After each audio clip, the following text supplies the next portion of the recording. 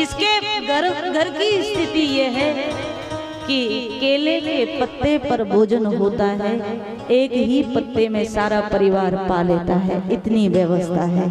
वो भी सुबह मिल जाए ना तो शाम को भी मिलेगा, ये निश्चित नहीं है। ऐसा व्यक्ति जिसके शरीर पर एक वस्त्र पहनता है तो वर्षों जो नहीं बदला जाता, ऐसा बिल्कुल समाज का विपन्न व्यक्ति और उसके सामने जगत का मालिक मांगने के लिए खड़ा। मागी नावन केवट आना,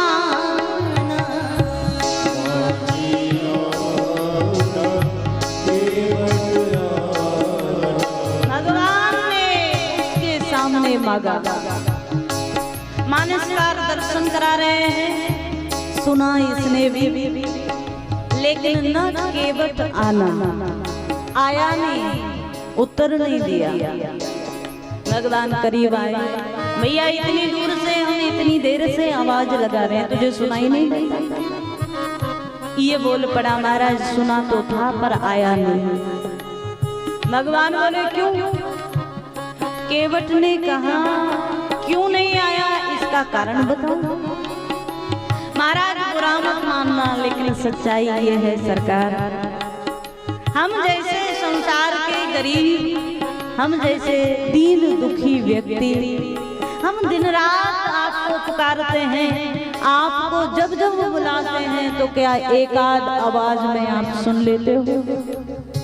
भगवान बोले अरे वो मेरा घाट होता है, वहां तो जीव संसार सागर से पार होने को आता है, तो संसार सागर से पार होना है तो बार बार पुकारना पड़ेगा। केवट मुस्कुरा पड़ा, महाराज वहां जीव आपके सामने आता है भव सिंधु से पार होने के लिए, संसार सागर से पार होने के लिए आपको पुकारता है, और आप कहते हो बार बार पुकारेगा तब आऊंगा, तब पार करूंगा।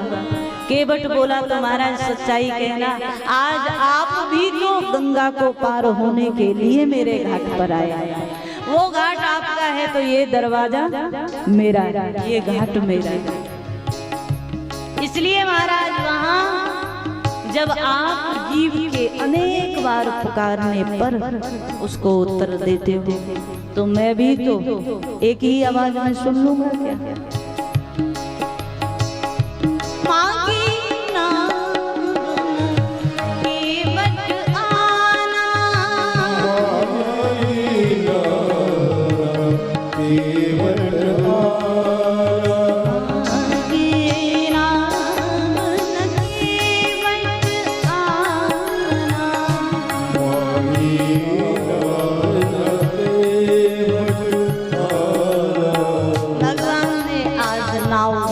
नाव की मांग की, केवट के करीब आकर परमात्मा बोले अच्छा एक बात बता, तेरा काम तो जो भी तेरे घाट पर आए उसे पार करना ही है ना?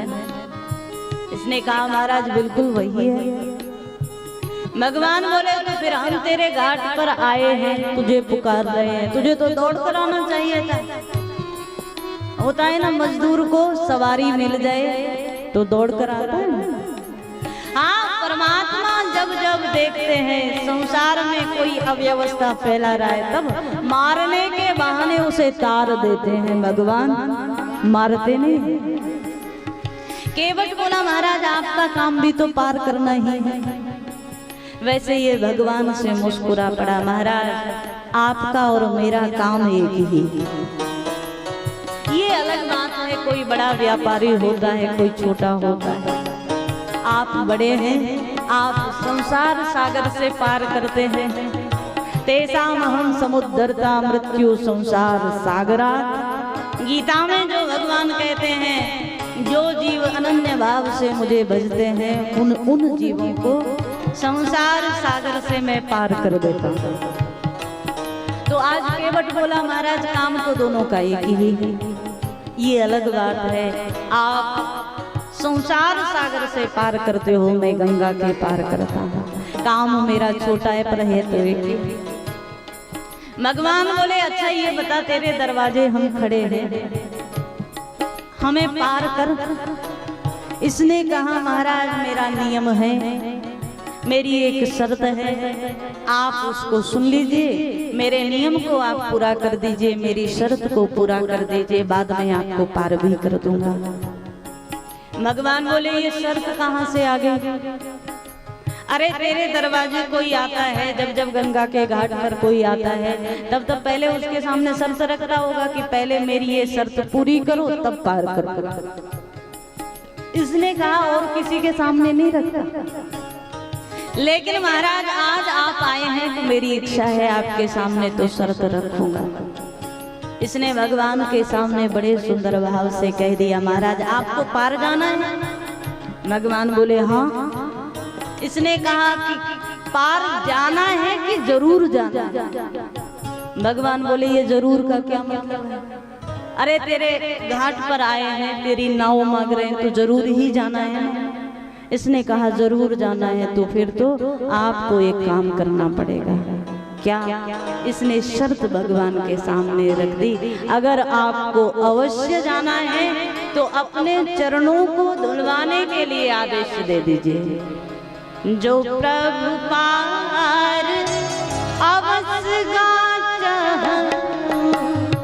जो प्रभु पार, जो प्रभु पार अवश्य गाचा,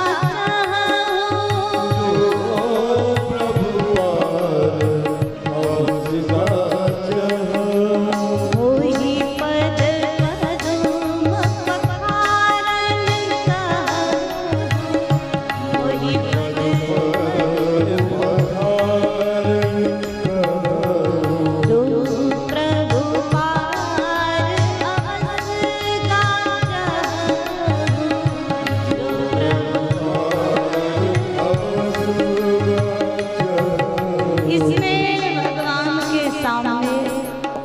अपनी शर्त रख दी महाराज, जो प्रभु पार अवश्य गाचा, जरूर जाना है, अवश्य जाना है तो मेरी एक शर्त है, मोहि पद पदुम पखारन कह, तो आप चरण धोने के लिए आदेश दे दीजिए।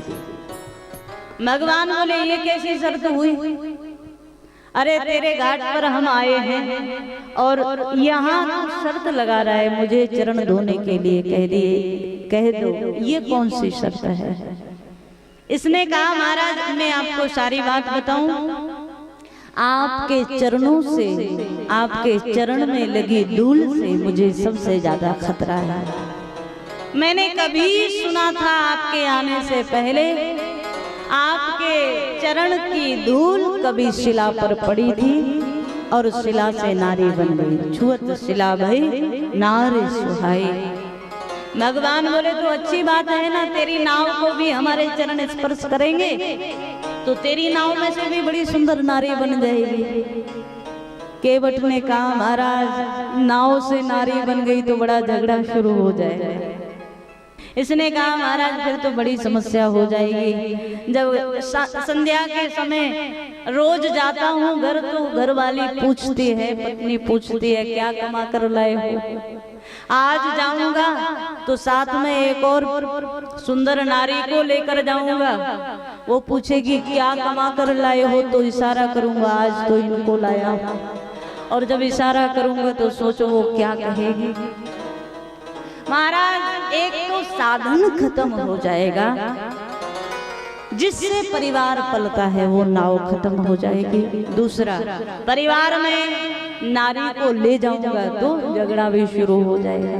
तो ऐसा काम काहे को करें, आप एक बार चरण धोने के लिए आदेश दे दीजिए बस। आज भगवान को बड़ा सुंदर सुना रहा है। मेरी छोटी सी है ना तेरे जादू भर पाऊं, मुझे डर लागे राम, कैसे बिठा लूं तुम्हें नाव में। मेरी छोटी सी है तेरे जादू भर पाऊं, मुझे डर लागे राम,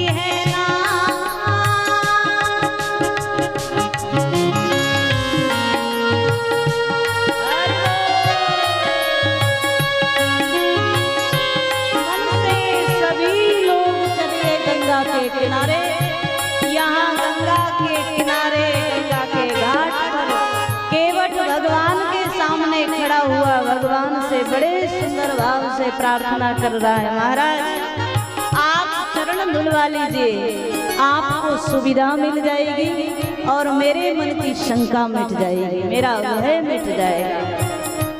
हरि बोल।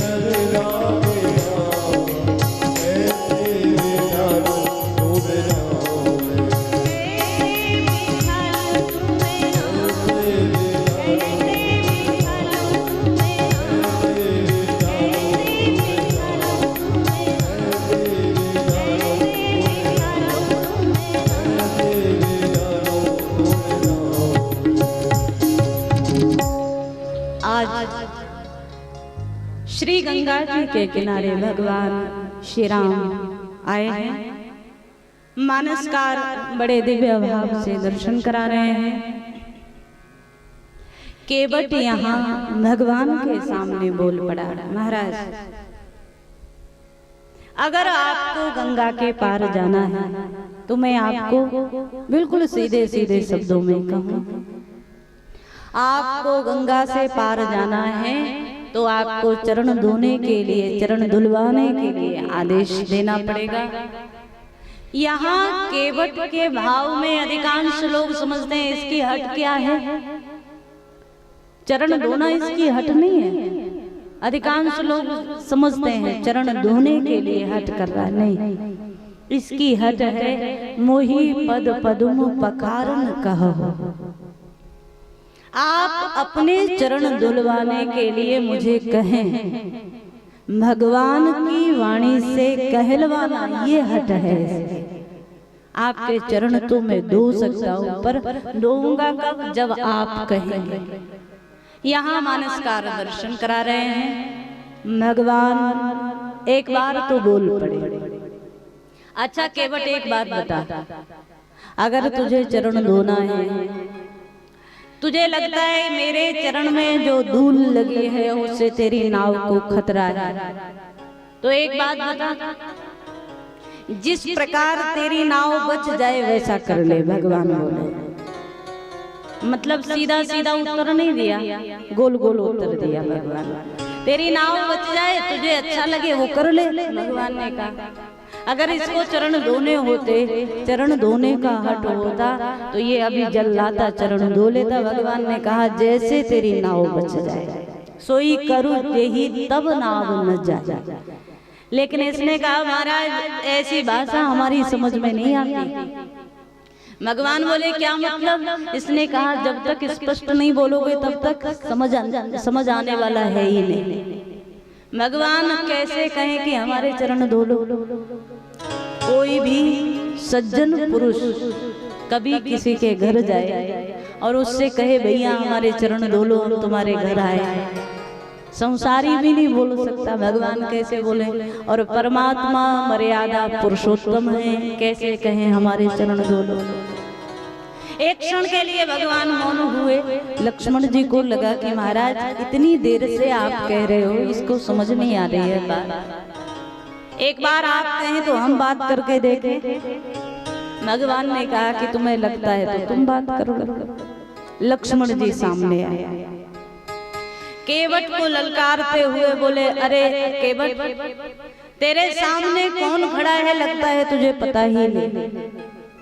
बड़े बड़े महात्मा जिससे एक क्षण दर्शन के लिए याचना करते रहते हैं, बड़े बड़े यमलात्मा महात्मा जिसको पुकारते रहते हैं, स्वयं नारद सनकादिक जिनके सामने हाथ फैलाते रहते हैं, मांगते रहते हैं, शंकर जैसे परम वैरागी भी जिनके सामने मांगते हैं, बार बार वर मागहु हरस देहु श्री रंग पद सरोज अनुपायनी भगति सदा सत्संग। शंकर भी जिनके सामने मांगते हैं, ब्रह्मा जी जिनके सामने वेद स्तुति करते हुए याचना करते रहते हैं, वो साक्षात परमपिता परमात्मा तेरे सामने खड़ा है, तेरा सौभाग्य है। अरे उठकर भगवान को प्रणाम कर, ईश्वर को प्रणाम कर।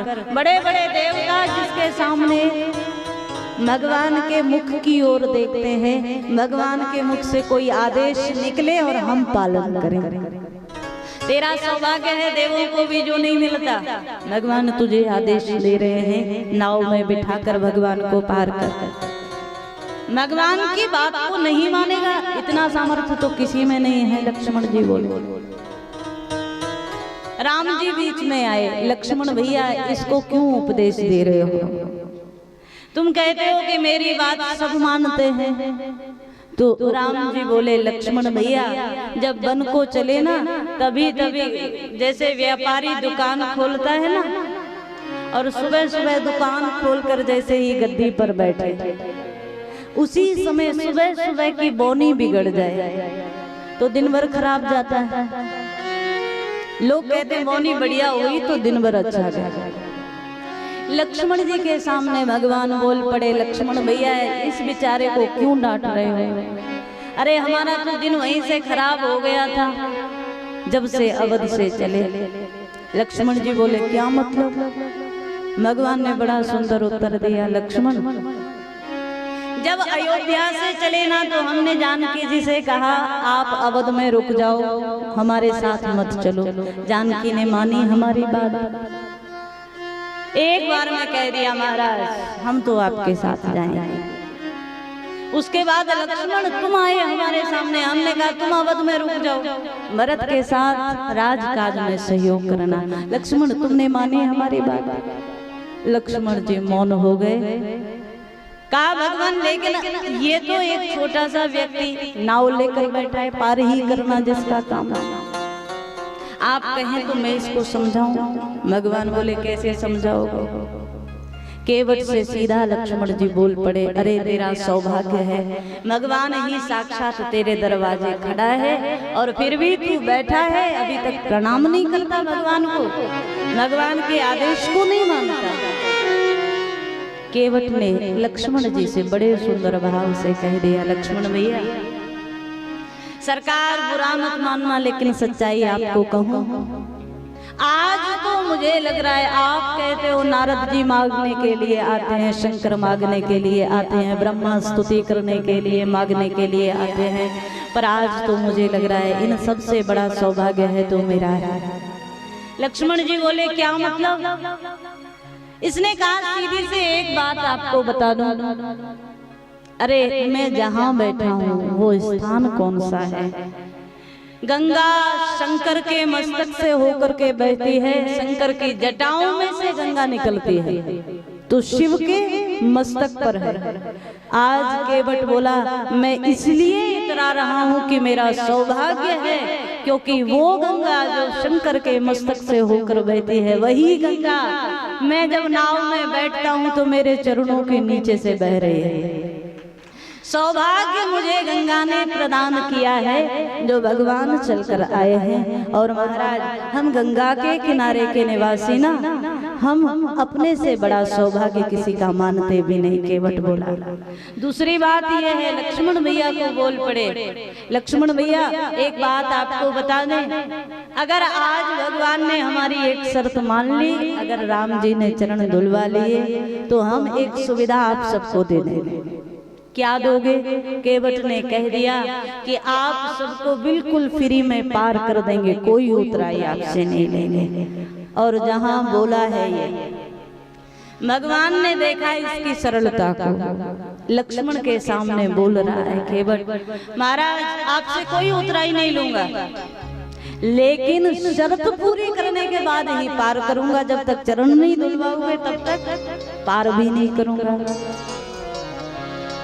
पद कमल लोये चढ़ाए नाम, ननाद उतरा की चाहूं,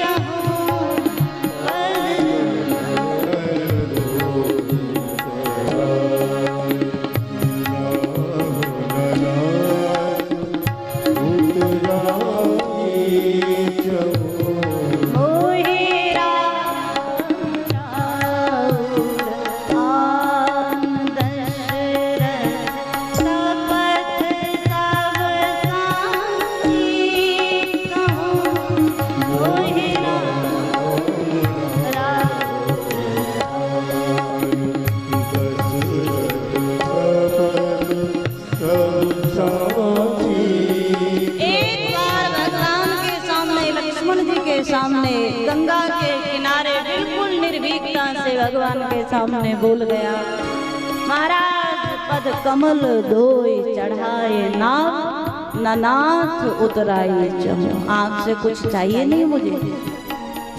ये उत्तर है लक्ष्मण जी की उस बात का जो लक्ष्मण ने समझाया ना। शंकर जी भी मांगने आते हैं, ब्रह्मा जी भी मांगने आते हैं, संसार का हर जीव इसके सामने मांगने आता है। इसने उत्तर दिया, महाराज मुझे इनसे कुछ मांगना तो है ही नहीं, मेरी जो उतराई बनती है वो भी मैं छोड़ दूंगा, वो भी दे दूंगा, वो भी नहीं दूंगा। ये भगवान से मांगता तो है ही नहीं, इसका जो अधिकार है, जो इसको मिलना चाहिए वो भी भगवान को दे रहा है। भगवान इसकी फकीरी को देखे तो बड़े प्रसन्न हुए। लक्ष्मण जी के सामने जब बोल रहा है, लक्ष्मण जी ने देखा इसकी ओर, इसको लगा बेचारे को कि लगता है मेरी बात का भरोसा नहीं हुआ। लक्ष्मण भैया आपको मेरी बात का भरोसा नहीं है? मैं राम जी की सौगंध खाकर कहता हूँ उतराई नहीं लूंगा। जहाँ राम जी की सौगंध ली, लक्ष्मण ने कंधे पर से धनुष उतारा। तब तक ये बोला अभी भी आपको भरोसा नहीं बना? मैं महाराज दशरथ की सौगंध खाकर कहता हूँ उतराई नहीं लूंगा। और जहाँ पिताजी की सौगंध ली सो बाण निकल करके आया तरकस से, धनुष पर बाण चढ़ाया। मानसकार दर्शन करा रहे हैं। लक्ष्मण जी बोले कुछ ज्यादा ही बोल रहा है। अरे हमारे बीच की चर्चा भगवान की सौगंध खा गया, हमारे पिता महाराज दशरथ की सौगंध खा गया। जैसे ही धनुष पर बाण चढ़ाया लक्ष्मण ने निशाना बनाया केवट को, ये मुस्कुराता हुआ बोल पड़ा, इसके जीवन में स्वार्थ नहीं है और भय नहीं। भगवान की ओर देखकर बोल पड़ा, महाराज बड़ा कमाल हो रहा है। भगवान बोले क्या मतलब? इसने भगवान को कह दिया, महाराज आपके यहाँ कुछ ऐसा नियम है क्या? बड़ा भाई मांगे और छोटा भाई हथियार दिखाए। मांगना हुआ कि लूटना हुआ? आप आए थे तो वहीं से मांगना शुरू किया, मांगी नाव न केवल। और लक्ष्मण जी धनुष पर बाण चढ़ा रहे हैं। महाराज हमारे यहाँ तो केवट बोल पड़ा, हमारे यहाँ तो जो मांगता है वो हाथ जोड़कर झुककर मांगता है। आप मांगते भी हैं, भैया हथियार भी दिखा रहे हैं। केवट ने कहा, भले ही लक्ष्मण हथियार दिखाएं, भले ही लक्ष्मण धनुष पर बाण चढ़ाकर खड़े हो, भले ही लक्ष्मण बाण मार दें। केवट बोला, मैं मरने को प्रस्तुत हूँ, पर बिना चरण धोए आपको पार नहीं करूंगा, ये भी निश्चित है।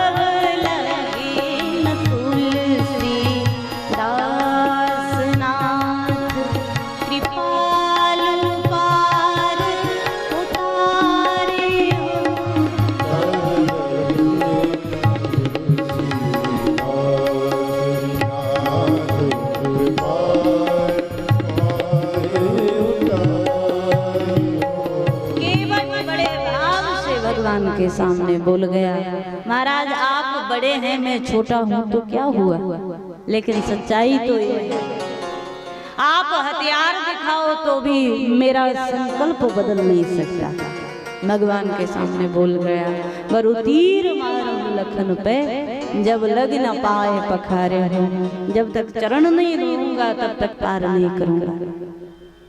भगवान को लगा जब तूने संकल्प ले ही लिया है कि जब तक चरण नहीं धोएगा पार नहीं करेगा, तो भगवान ने आज इसकी बात जब सुनी, हंसते हंसते भगवान ने आज आदेश दे दिया इसको, ठीक है अगर तुझे लगता है तो जल ले आ, चरण धो ले।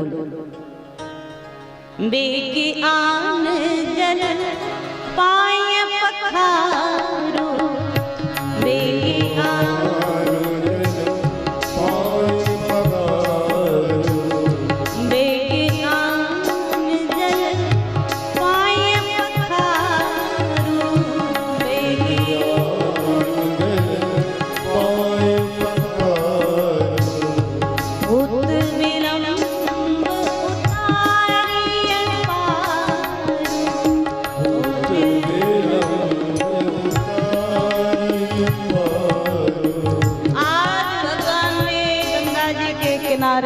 मुस्कुराते हुए हंसते हुए केवट को आदेश दे दिया।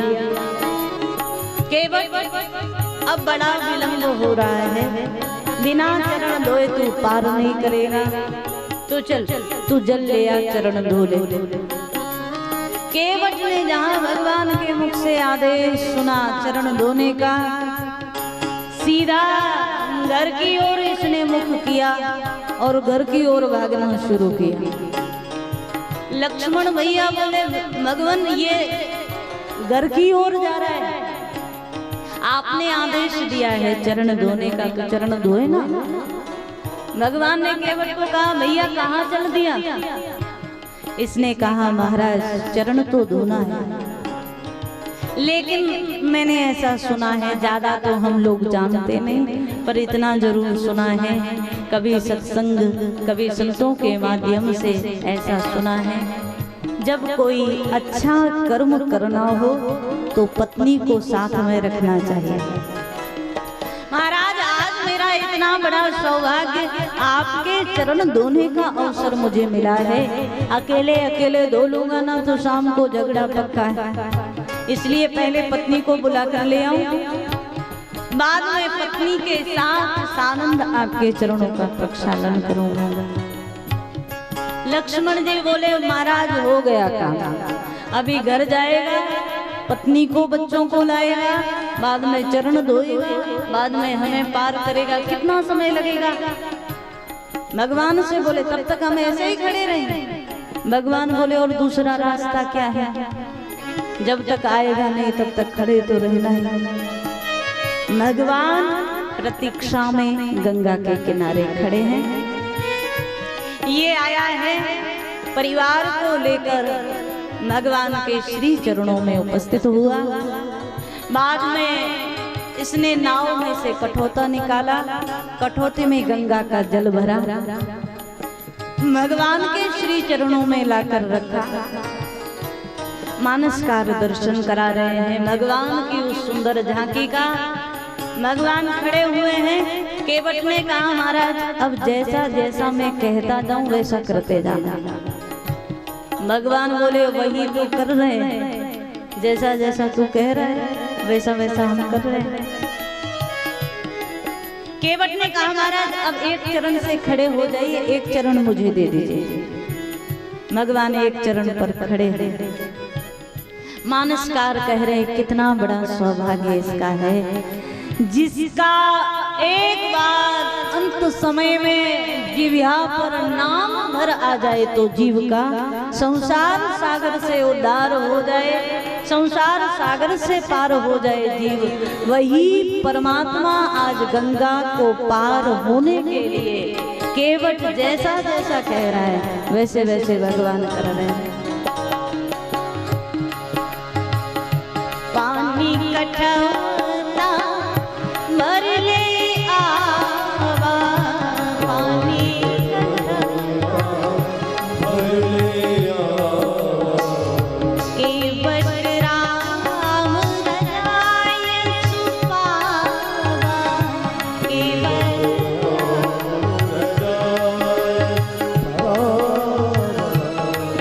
जल लेकर के आया भगवान के चरणों में। एक चरण इसने अपने हाथ पर रखा, बाएं हाथ पर भगवान का चरण रखा और दाहिने हाथ से जल डालने लगा, धोने लगा। और जब भगवान का चरण ही इसके हाथ में आ गया, गोस्वामी जी दर्शन करा रहे हैं, जब भगवान के श्री चरण इसके हाथ में आए ना तो स्पर्श भर से इतना आनंदित हो गया, इतना मगन होने लगा। केवट देह का भान भूलने लगा, मन मस्तिष्क भगवत स्पर्श भगवत दर्शन में मगन होने लगे। जब एक चरण को धो रहा है उसी समय आनंद में मगन होने लगा, देह भान होने लगा, सारा शरीर जब शिथिल होने लगा, आनंद में शरीर डोलने लगा, तो हाथ पर भगवान का चरण रखा है, एक चरण से भगवान खड़े हैं तो भगवान भी हिलना शुरू हुए। लक्ष्मण जी बोले महाराज आप कुछ बोलते क्यों नहीं? ये जैसा जैसा कहता है वैसा वैसा आप करते हो। अरे इसको कहिए ठीक से चरण धोए, कभी आप गिर जाएंगे तो। भगवान ने कहा भैया आराम से धो ले।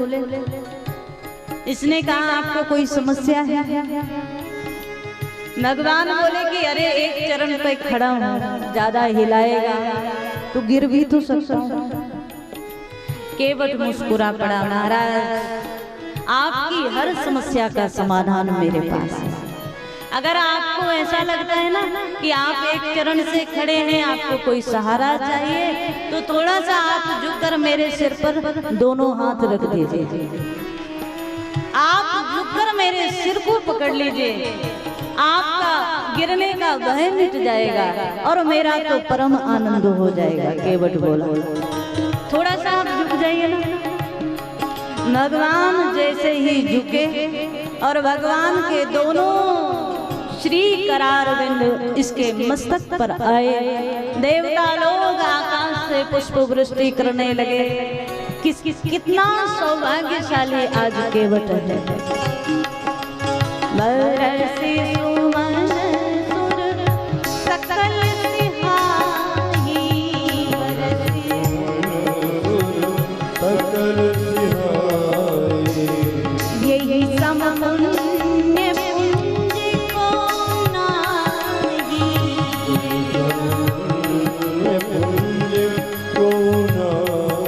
अनेक अनेक देवता लोग पुष्प वृष्टि कर रहे हैं।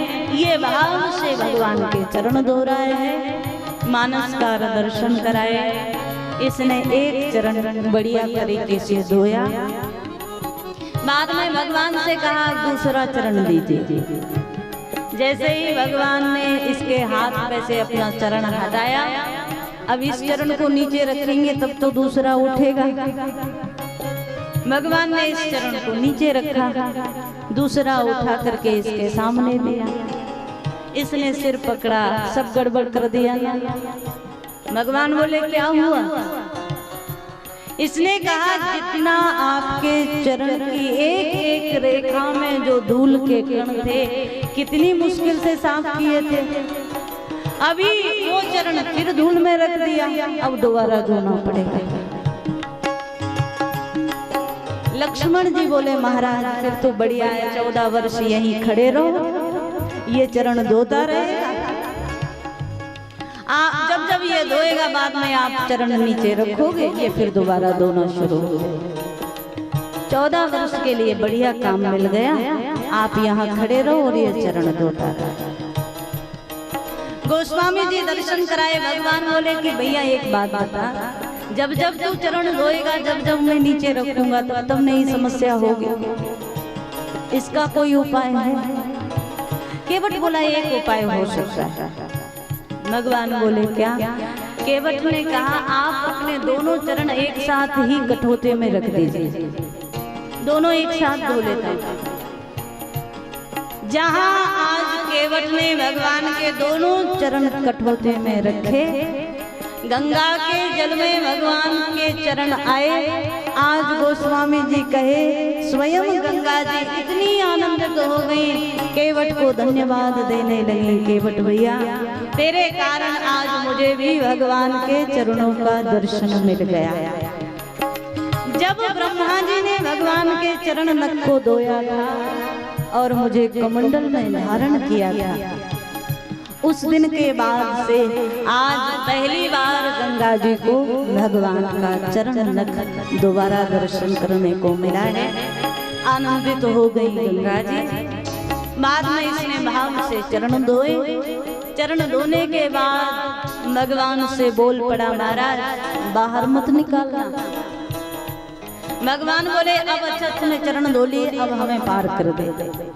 इसने कहा 2 मिनट के लिए और आप खड़े रहे। मुझे याद आया आपको पार करने से पहले कोई और यात्री लोग खड़े हैं, उनको पार कर दें। आप उनको पार कर दीजिए, मैं आपको पार कर दूंगा। भगवान बोले क्या मतलब? इसने कहा महाराज मेरे पूर्वज लोग सब ऐसे ही मर गए, किसी ने पिंडदान नहीं किया, किसी ने श्राद्ध कर्म नहीं किया।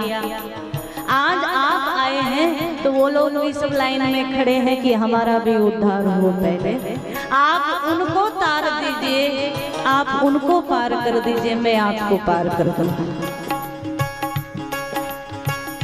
गोस्वामी जी दर्शन करा रहे हैं। भगवान ने आज इसके पूर्वजों का उद्धार किया। बाद में अब इसने कह दिया कि अब आप मेरी नाव में आए। लेकिन भगवान को बोल पड़ा कि महाराज आप नीचे चरण धरेंगे, जैसे ही आपका चरण आएगा भूमि पर तो फिर से चरण में धूल लग जाएगी और धूल लगेगी तो फिर खतरा बन जाएगा। तो इसने भगवान से प्रार्थना कर दी। ऐसा मानस में तो नहीं आया, लेकिन संतों का ऐसा भाव श्रवण में आया। केवल आज भगवान के चरणों से और नाव तक की भूमि के मध्य में खुद लेट गया और केवट ने कहा, भगवान आप मेरे शरीर पर एक एक चरण रखते हुए नाव में बैठ जाइए। इसने कहा, मेरी कोई गरज नहीं है, अगर आपको पार होना है तो आपके चरण में धूल ना लगे ये सावधानी रखनी पड़ेगी। केवट आज नाव तक लेट गया। भगवान इसके चरण इसके शरीर के ऊपर से होकर के आए। नाव में एक एक रोम में भगवान का स्पर्श इसने पाया, आनंदित हो गया। इसको लगा कभी जीवन में कोई ऐसा भाव आ गया, कभी ऐसा भाव बनने लगा। मैंने भगवान के चरण धोए थे, भगवान मेरे घाट पर मेरे सामने झुके थे, कहीं ये भाव आए और ये भाव अभिमान ना जागृत कर दे। इसलिए इसने भगवान के सामने अपने आप को पूरा समर्पित कर दिया। महाराज आपका एक एक रोम में मेरे रोम रोम में आपका स्पर्श होगा तो मेरे जीवन में कभी अभिमान नहीं आया। नाव में भगवान को बिठारा, पद पखाल जलपान कर आप सहित परिवार। बाद में भगवान जानकी जी लक्ष्मण जी नाव में बैठे। इसने नाव की रस्सी खोली और मानस में दर्शन आया। आज भगवान को अपनी नाव में बिठा करके सानंद ये गंगा के मध्य में अपनी नाव लेकर चला है। इसके मन में भाव जागृत हुआ। जो भीतर प्रेम है, जिस प्रेम को अभी तक इसने छुपा रखा है, वो प्रेम प्रकट होने लगा। माँ गंगा से प्रार्थना करने लगा, माँ अभी तक संसारियों को पार करता था, आज मेरी नाव में संसार के मालिक हैं, आज मेरे नाव में स्वयं भगवान है। मुझे ऐसा लगता है इससे पहले भगवान कभी नाव में बैठे भी नहीं। केवट बोला, तो आप बड़े आराम से प्रवाहित होना, कभी मेरे भगवान को भय ना लगे, इसलिए अपनी धारा को इतने आराम से मंद गति से प्रवाहित करें। गंगा जी को प्रार्थना करता है, मेरी नाव में लक्ष्मण राम ओ गंगा मैया नीरे बहो।